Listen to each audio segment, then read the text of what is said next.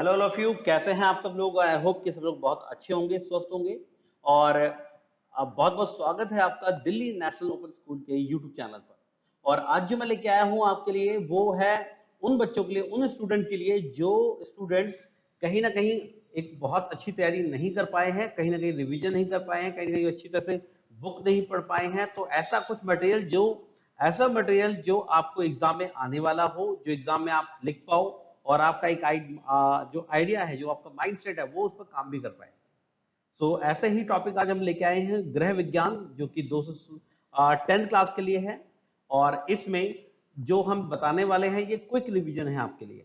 तो quick revision अगर आपको करना है पूरी बुक का और 30 to 45 मिनट के अंदर, तो ये उनके लिए है। तो आइए स्टार्ट करते हैं। सबसे पहले हमारे पास है गृह विज्ञान में, जानते हैं कि गृह विज्ञान के अंदर हमारे पास क्या क्या चीजें, क्या क्या चैप्टर है हमारे पास में। तो चैप्टर में अगर मैं बात करूं तो सबसे पहले हमारे पास है गृह विज्ञान क्या है, भोजन और उसके पोषक तत्व, भोजन समूह, भोजन पकाने की विधियां, खाद्य परीक्षण, पर्यावरण संक्रमण, संक्रामक रोग एवं जीवन शैली, वस्त्र की देखरेख। जैसा कि आपको पता है कि जनरल जो हम रेगुलर बेसिस पर अपने घरों में सामान यूज करते हैं, उन्हीं पर ये ज्यादातर चैप्टर बेस है। घर की सुरक्षा, संसाधनों का परिचय, समय और ऊर्जा का प्रबंधन, इस तरीके से जीवन आरंभ, विकास की अवधारणा, मेरा परिवार और मैं, किशोर अवस्था, रोमांच और चुनौतियां, और दैनिक जीवन में नैतिकता, जागो ग्राहक जागो। तो ये है हमारे 22 चैप्टर्स जो कि पेंटिंग में आप करने वाले हैं, होम साइंस में जो करने वाले हैं। और अभी हम आते हैं परीक्षा की तैयारी कैसे करें।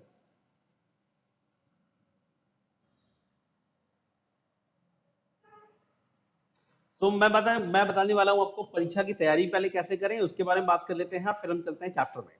तो परीक्षा की तैयारी के लिए कहते हैं कि परीक्षा में जो एक सकारात्मक, एक पॉजिटिव थॉट के साथ आपको बैठना है।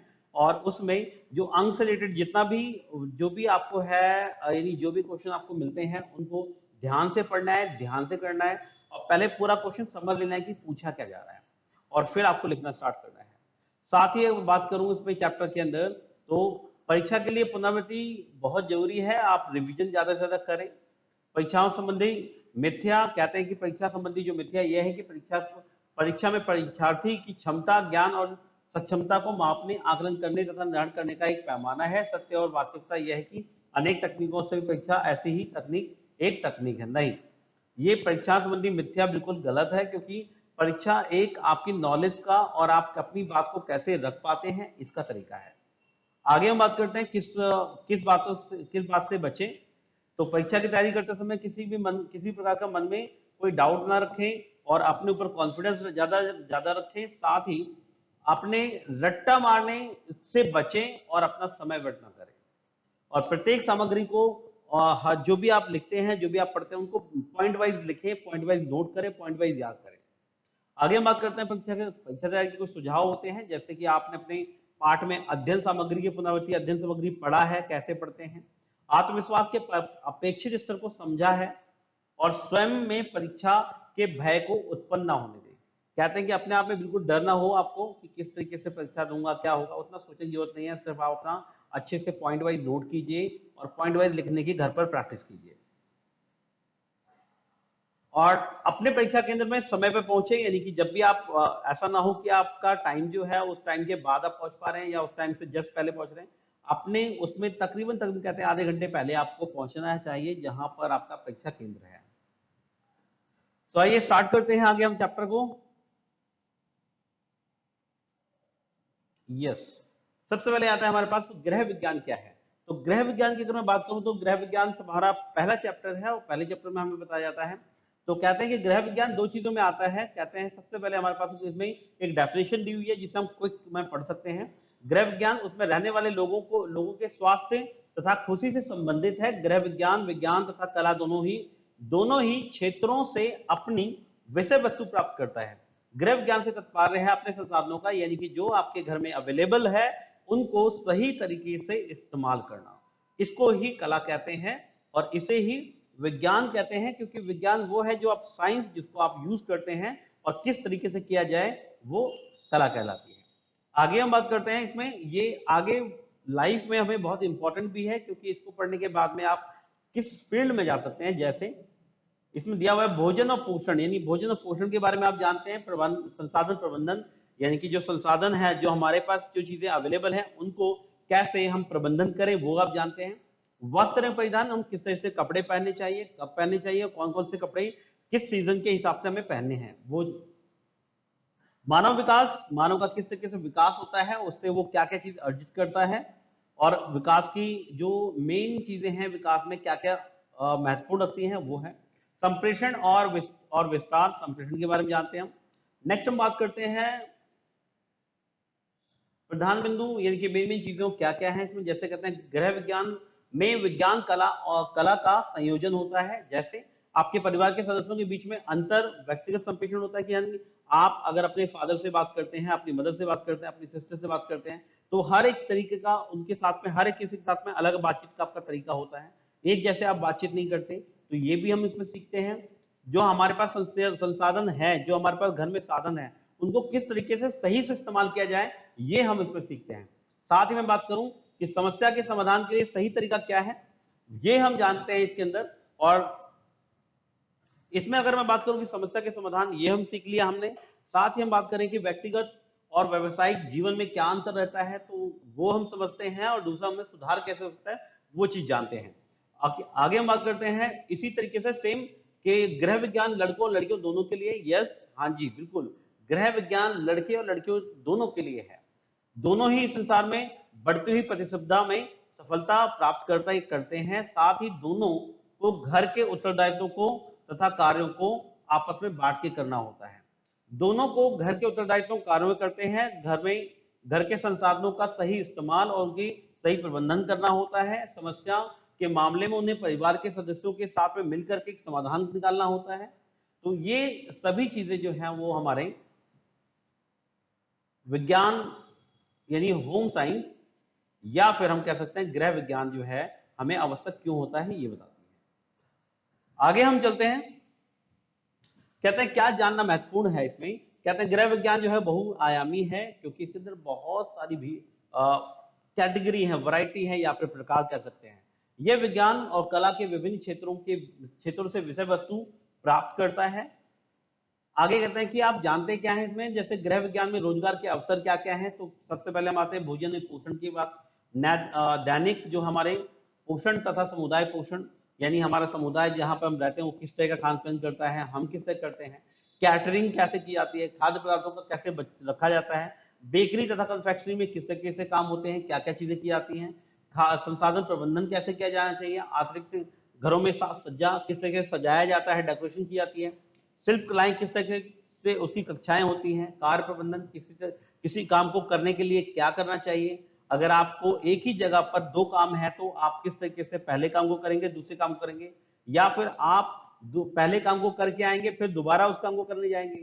तो इसमें आपका एनर्जी वेस्ट होगा, टाइम वेस्ट होगा। आप एक साथ करेंगे तो टाइम बचेगा। इस तरीके से चीजें इसमें बताई जाती हैं।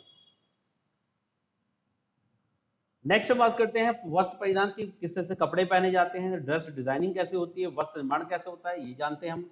टेक्सटाइल डिजाइनिंग होती है। मानव विकास, शिशु कल्याण होता है, बच्चों का विकास देख रेख। तो इस तरीके से हमारे टॉपिक हैं, आप स्क्रीनशॉट भी ले सकते हैं। नेक्स्ट हम बात करते हैं भोजन में पोषक तत्वों की। ये है हमारा भोजन में पोषक तत्व। भोजन पोषक तत्व बात करते हैं। भोजन भोजन क्या होता है, भोजन के क्या पोषक तत्व होते हैं, इनके बारे में जानते हैं। तो भोजन में हमें केवल ऊर्जा ही प्रदान नहीं करता, बल्कि हमारे शरीर में विकास करता है, निर्माण करता है। यानी कि हमारी बॉडी को ग्रो करने में, बड़ा करने में ये बड़ा सहायक होता है। और साथ ही बात करें कि अगर आप किसी काम को करते हो, तो उस काम को करने की जो एनर्जी होती है, जो ताकत लगती है, वो ताकत हमें भोजन से मिलती है। तो हमारी बॉडी में सही शारीरिक कार्य जो है वो सही तरीके से होते रहें, इसके लिए हमें भोजन की आवश्यकता पड़ती है। आगे हम बात करते हैं इसमें, और जैसे कि हम बात कर रहे हैं इसमें कि न्यूट्रिशन, पोषक तत्व की बात करें। पोषक तत्व क्या होता है। पोषक तत्व जो है वो रासायनिक ऐसे रासायनिक तत्व होते हैं जो हमारी बॉडी, जिसको बॉडी की रिक्वायरमेंट, जो बॉडी में हमें जरूरत होती है, और उसकी वजह से हमारी बॉडी, यानी कि विटामिन कह सकते हैं, उसमें कैलोरीज होती है, विटामिन होती है सभी प्रकार की। तो जैसे कार्बोहाइड्रेट होता है, प्रोटीन होता है, वसा होता है, खनिज होता है, विटामिन हो गया, रेशेदार जल हो गया, रेशेदार विटामिन हो गया, रेशे हो गया और तथा जल हो गया। तो ये सभी चीजें हमारी बॉडी में बहुत इंपॉर्टेंट होती है, क्योंकि इसकी वजह से ही हम ग्रो करते हैं। अगर हम विकास होता है हमारी बॉडी का, अगर ये चीज ना हो तो हम विकास नहीं कर सकते। तो आपने ये जाना। दूसरा हम बात करते हैं इसके अंदर कि ये हमारे लिए इंपॉर्टेंट क्यों है। तो इसका सीधा सा मेन कारण है, क्योंकि अगर आपको ग्रो होना है तो आपको ये अपनी बॉडी के लिए ये सही भोजन आवश्यक है। ऐसे ही हम आगे चलते हैं, आगे देखते हैं। आगे के अलावा आगे हम बात करें इसमें, आहार बहुत जरूरी है, क्योंकि कहते हैं कि किशोर प्रोटीन की अपर्याप्त मात्रा के कारण वो एक बीमारी होती है जिसका नाम है किशोरीकरण। और इसी के साथ साथ बात करें तो कार्बोहाइड्रेट तथा प्रोटीन की कमी के कारण हमें रोग हो जाता है, जिसको कहते हैं मरामस रोग। तो मरामस रोग हो सकता है, रतौंधी रोग हो सकता है जिसमें विटामिन ए की कमी होती है। साथ ही रोग है बेरी बेरी। तो बेरी बेरी जो रोग है वो भी विटामिन बेरी बेरी तथा बेरी बेरी की बात करूं तो बेरी बेरी जो है वो विटामिन बी की कमी से हो जाता है। तो इस तरह के रोगों से अगर हमें बचना है तो हमें ये जो फूड में हमारे न्यूट्रिशन है कि नहीं, ये पोषक तत्व है कि नहीं, ये हमें ध्यान रखना पड़ेगा। या फिर ऐसी चीजों को ही खाना पड़ेगा या ऐसा भोजन ही करना पड़ेगा जिसमें पोषक तत्व हमें ज्यादा मिल पाए और सभी पोषक तत्व हो।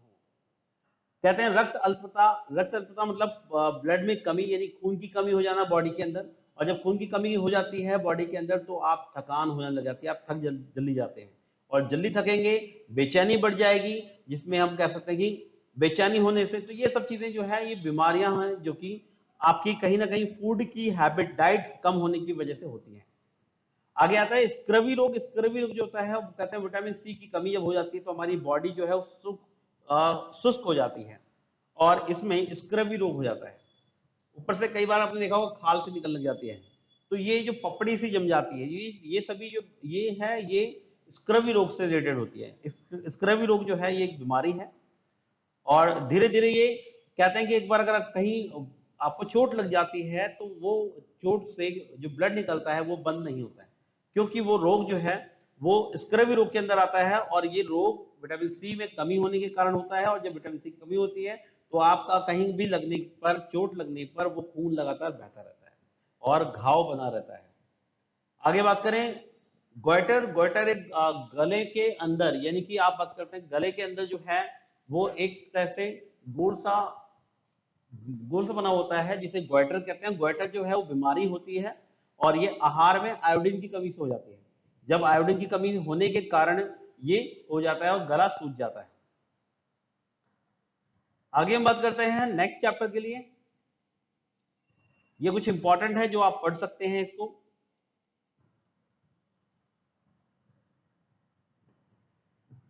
नेक्स्ट हमारे पास चैप्टर है भोजन समूह। भोजन समूह की अगर मैं बात करूं, भोजन समूह थर्ड चैप्टर है हमारा। भोजन समूह की अगर बात करते हैं तो भोजन में क्या क्या है और भोजन में क्या क्या तत्व हमें मिलते हैं, इनके बारे में हम जानने वाले हैं। तो कहते हैं पोषक तत्व बहुत सारे होते हैं। जैसे पोषक तत्व हमारे पास कार्बोहाइड्रेट है, वसा है, प्रोटीन है, विटामिन है। और ये हमें क्या करते हैं, ये हमें ऊर्जा प्रदान करते हैं कार्य करने के लिए। तो कार्य करने की, शरीर में निर्माण करने की, शरीर का विकास करने के लिए। और ये हमें भोजन से मिलते हैं। और ये भोजन कौन सा भोजन होता है जो हमें मिलते हैं, तो इसमें अनाज है, वसा है, शर्करा है, दालें हैं, दूध है, मुर्गा है, मीट है, फल है, सब्जियां हैं। तो ये सभी हमारे लिए बहुत इंपॉर्टेंट है। इसका एक समूह देख लेते हैं हम इसमें। जैसे अनाज की बात करें तो इसमें 5 समूह दिए हुए हैं। 5 समूह में हमें किससे क्या चीज मिलती है वो देख लेते हैं। जैसे अनाज है, अनाज में हमें मिलता है अनाज और धान्य। इसमें हमें मिलता है कार्बोहाइड्रेट, प्रोटीन, विटामिन बी और लौह यानी आयरन और तत्व रेशे। नेक्स्ट आते हैं दालें तथा फलियां। तो फलियां और दालें जो होती हैं ये प्रोटीन, कार्बोहाइड्रेट, विटामिन बी और विटामिन विटामिन बी तथा रेशा, यानी कि ये जो हमें दालों से मिलते हैं और फलों या सब्जियों से मिलते हैं। आगे हम बात करते हैं कि समूह थर्ड की बात करें तो दूध, अंडे तथा मीट से हमें प्रोटीन मिलता है, वसा मिलता है, विटामिन ए मिलता है और साथ ही कैल्शियम मिलता है। नेक्स्ट हम बात करते हैं समूह 4 यानी कि 4 से। और 4 में अगर मैं बात करूं तो 4 के अंदर हमारे पास है फल और सब्जियों से हमें विटामिन ए मिलता है, सी मिलता है और रेशे और कैल्शियम और आयरन भी मिलता है। साथ ही समूह 5 यानी वसा, शर्करा, कार्बोहाइड्रेट तथा वसा, इन सभी में हमें यानी वसा शर्करा जो मिलता है वो कार्बोहाइड्रेट और तथा वसा से मिलता है। नेक्स्ट हम बात करते हैं संतुलित आहार किसे कहते हैं। ये 2 बार क्वेश्चन ऑलरेडी पीछे आ चुका है। संतुलित आहार की अगर मैं बात करूं तो प्रत्येक भोजन जो समूह, कहते हैं भोजन समूह से एक भोजन वस्तु का संयोजन होता है। ऐसा कोई भी भोजन, ऐसा कोई भी भोजन जिससे हमें हमारे लिए विटामिन्स या हमारे लिए बॉडी के लिए आवश्यक पोषक तत्व तो हमें मिलते हैं, उसे हम संतुलित भोजन कहते हैं। आहार नियोजन जो होता है वो हमने अपनी डाइट को प्लान कर लिया, कब कब हमें क्या क्या लेना है और उसके अंदर हमें सभी विटामिन मिल रही हैं। एक वीक का, 15 डेज का, एक मंथ का हो सकता है, एक साल का हो सकता है, 6 महीने का हो सकता है। जैसे प्रेग्नेंट लेडी होती है उसके लिए ये आहार नियोजन बनाया जाता है, या फिर कोई बुजुर्ग है उसके लिए आहार नियोजन बनाया जाता है। तो ये है आज आहार नियोजन के बारे में हमने जाना। साथ ही हम बात करने वाले हैं नेक्स्ट, यानी कि इसमें क्या क्या जानने, ये हमने जान लिया है, किस तरीके से हमारा सर्कल काम करता है ये भी हमने जान लिया। अब नेक्स्ट हम जानने वाले हैं भोजन पकाने की विधियां। क्या क्या भोजन पकाने की विधियां हैं? तो भोजन पकाने की विधियों की अगर मैं बात करूं तो भोजन पकाते हुए हमें ध्यान रखना है, क्या क्या ध्यान रखना है ये हम जानते हैं इसके बारे में। तो कहते हैं भोजन पकाते हुए भोजन किस किस किस प्रकार पकाया जाता है। तो कहते हैं पकाने से भोजन पचाने में आसान हो जाता है। हम भोजन क्यों पकाएं? उसका एक बड़ा कारण है कि हमारे पास सबसे पहले हमें भोजन पकाने के लिए हमें एक चीज ध्यान रखनी पड़ेगी कि अगर हम भोजन पकाते हैं तो उसका पकाने का कारण क्या है? कारण है आप अगर भोजन पका हुआ खाएंगे तो वो बहुत जल्दी डाइजेस्ट होगा, और डाइजेस्ट होगा तो वो बॉडी को ग्रो करेगा, यानी पाचन क्रिया आपकी जल्दी होती है, आसान हो जाता है और किसी तरह की समस्याएं नहीं आती हैं। कहते हैं इससे भोजन के स्वरूप और रंग और स्वाद और जायके में सुधार होता है, और जब भी आप भोजन पकाते हैं तो ये स्वादिष्ट हो जाता है और टेस्टी हो जाता है। और ये आहार में विविधता प्रदान करता है। पकाने की प्रक्रिया में कहते हैं सुरक्षित रहता है, यानी कि बहुत सेफ माना जाता है। और पका हुआ भोजन ये तीन तरीके से हमारे पास होते हैं, तीन तरीके हैं इसमें पकाने के। पहला आता है नम ताप पर धीरे धीरे से पकाना, नम ताप हल्का, और इसे उबाल कर पकाना, कम ताप में पकाना, या फिर स्टीमिंग करना या प्रेशर कुकर में पकाना। दूसरा आता है शुष्क ताप, बेकिंग करना या रोस्टिंग करना या ग्रिलिंग करना। तो ये क्या होता है कि नीचे आग जल रही है और आपने उस पर ऊपर कुछ रखा हुआ है और जो कि डायरेक्ट आग की वजह से पक रहा है, जिसे हम भूजना कह सकते हैं। और तेल और घी में तलना, और एक होता है तलना, यानी कि आपने कोई बर्तन है और जिसके अंदर तेल डाला हुआ है, तेल में या घी डाला हुआ है, उसके अंदर आपने उसको डाला और वो पक रहा है। तो ये तीन तरीके हम पकाने की विधियां हैं इसकी, तीन तरीके की, और ऑलमोस्ट आप ये सब जानते ही हैं।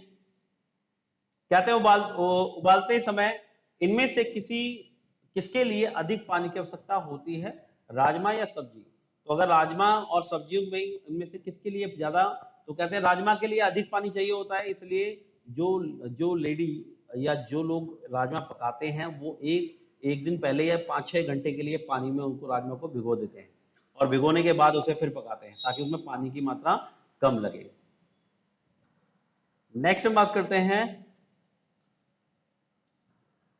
कुछ जानने वाले तथ्य हमारे पास, ये आप भी पढ़ लीजिएगा, इसमें दिखाई दे रहे हैं। बी कॉम्प्लेक्स में विटामिन ए, चलिए बता देते हैं। विटामिन ए जो है, कहते हैं विटामिन ए, तो विटामिन ए कहाँ मिलता है, किस में मिलता है? विटामिन ए जो है वो गाजर में मिलता है।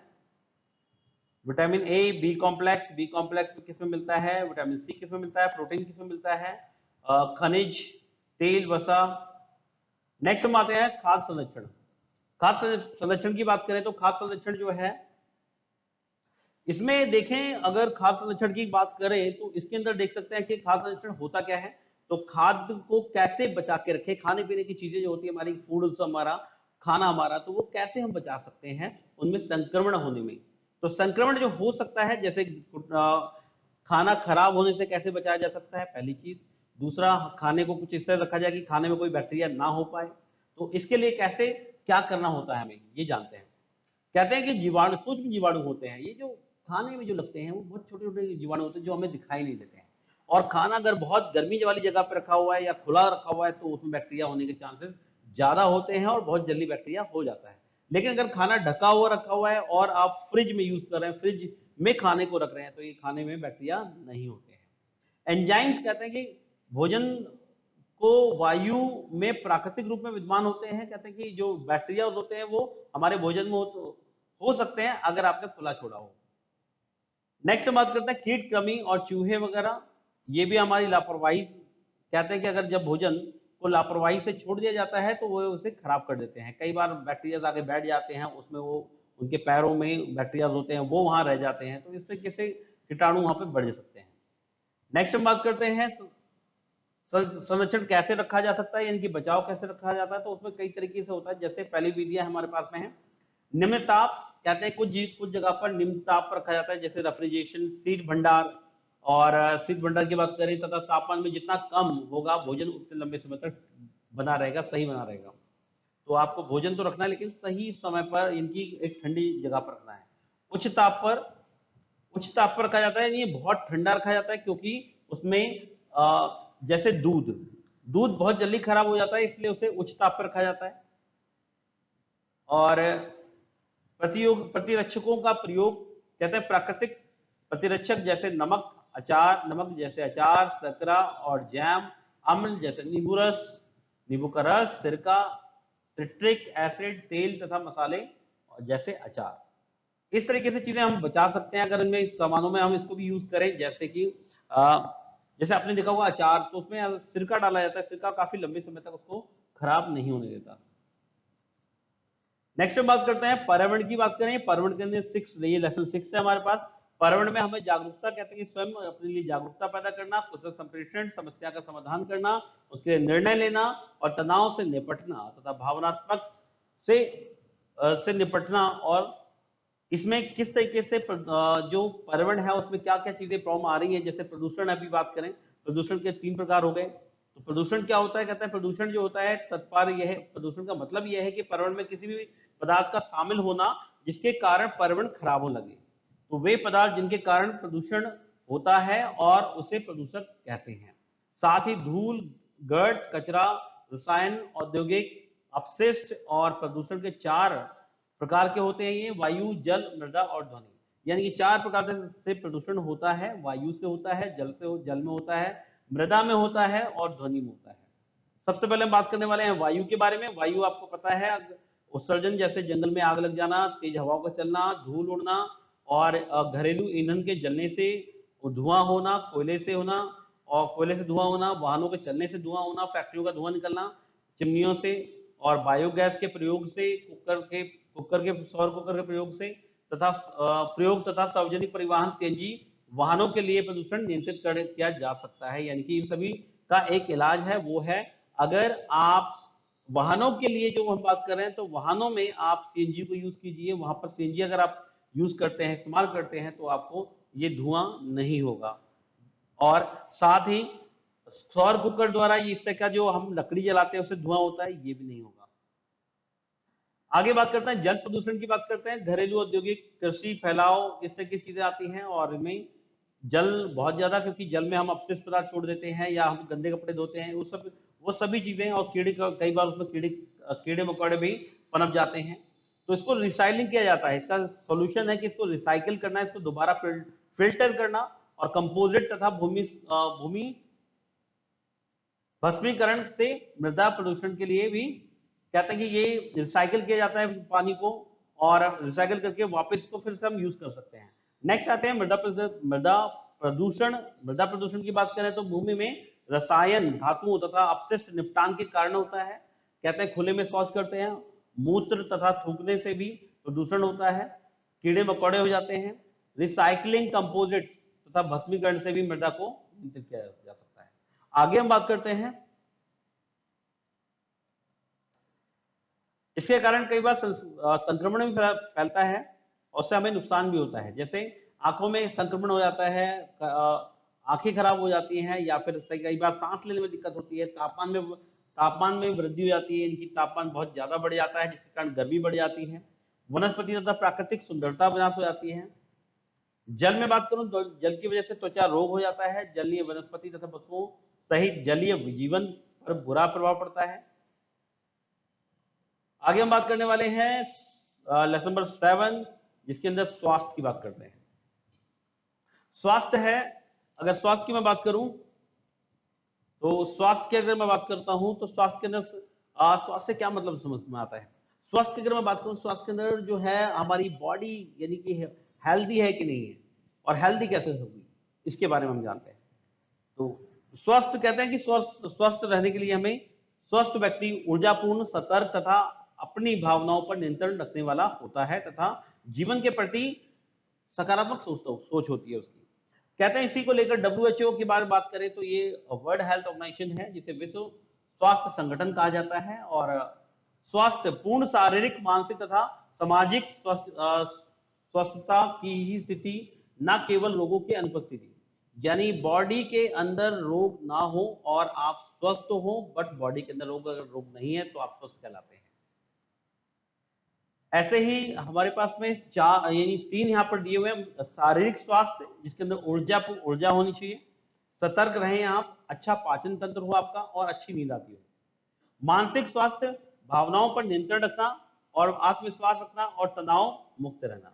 और सामाजिक स्वास्थ्य, सकारात्मक दृष्टिकोण, अच्छा व्यवहार, स्वस्थ अंतर, व्यक्तिगत संबंध।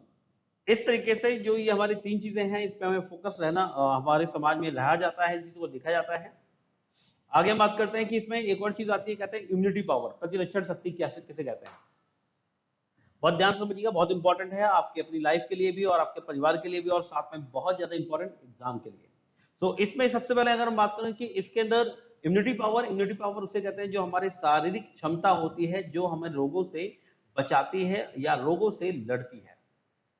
तो इस क्षमता को हम शारीरिक क्षमता कहते हैं, और शारीरिक क्षमता का ही अर्थ होता है इम्यूनिटी सिस्टम, प्रतिरक्षण शक्ति। और आगे आता है जो कि हर किसी व्यक्ति के अंदर होती है, बट अगर उसका खान पान अच्छा नहीं है तो उसमें ये कम हो सकती है। और ये कैसे बढ़ाई जा सकती है, इसके बढ़ाने के लिए कई तरीके हैं। जैसे आप नियमित व्यायाम करें तथा साथ में आपके जब बचपन में आप जब इनकी कोई बच्चा है और उसको टीकाकरण समय पर कराएं, उसकी बीमारियों कम से कम उसको हो पाए। और नशीली चीजों का यूज ना करें, यानी कि ऐसे पदार्थों का यूज ना करें जो नशीली हैं, जैसे वाइन हो गया, सिगरेट हो गया, तंबाकू हो गया, इस तरह की चीजों का इस्तेमाल ना करें, धूम्रपान ना करें। आगे हम बात करते हैं कई सारी बीमारियों के बारे में, जिसके अंदर कहते हैं कि मलेरिया होता है, और मलेरिया जो है एक तरह से बुखार, फीवर होता है, और इसमें धीरे धीरे हमारा जो ब्लड जो है उसकी मात्रा, यानी हीमोग्लोबिन की मात्रा कम हो जाती है, व्हाइट ब्लड सेल कम हो जाते हैं, और इसमें व्यक्ति की मृत्यु भी हो सकती है। तपेदिक यानी टीबी, ट्यूबरक्लोसिस भी बोलते हैं इसको, तपेदिक, टीबी, और ये 1962 में खोजी गई थी। और साथ में बात करते हैं पल्स पोलियो अभियान, पल्स पोलियो भी इसमें 1995 से इसकी योजना चलाई गई थी। हर बार आपको पोलियो पिलाने के लिए घर पे लोग आते हैं, कई बार आपने देखा होगा बच्चों को, छोटे छोटे बच्चों को। नेक्स्ट हम बात करने वाले हैं संक्रामक तथा जीवन शैली रोग। तो इस चैप्टर को हम अगले वीडियो में करते हैं। बहुत जल्दी क्विक हमने लिया है रिवीजन, ये आप रिवीजन कर सकते हैं अपने एग्जाम के लिए, ताकि आप एग्जाम में अच्छा कर पाए। ये हमारा 10th क्लास का है, 216 सब्जेक्ट कोड है। और साथ ही मैं बात करूं कि इसमें अब जो चैप्टर है वो पहले वाले चैप्टर से ज्यादा इंपॉर्टेंट है, क्योंकि इन चैप्टरों में आने वाले 10 नंबर के क्वेश्चन है, वो भी मैं आपको बताऊंगा कि किस तरीके से क्वेश्चन नंबर आते हैं। तो पर एक चैप्टर में से 7-7, 8-8 नंबर का 10 नंबर तक का क्वेश्चन आ जाता है, तो ये भी मैं बताऊंगा। और अब आपको ये वीडियो देखने के लिए नेक्स्ट वीडियो में आप इसके नेक्स्ट हमारा पार्ट बी है, उसके अंदर कंटिन्यू करते हैं।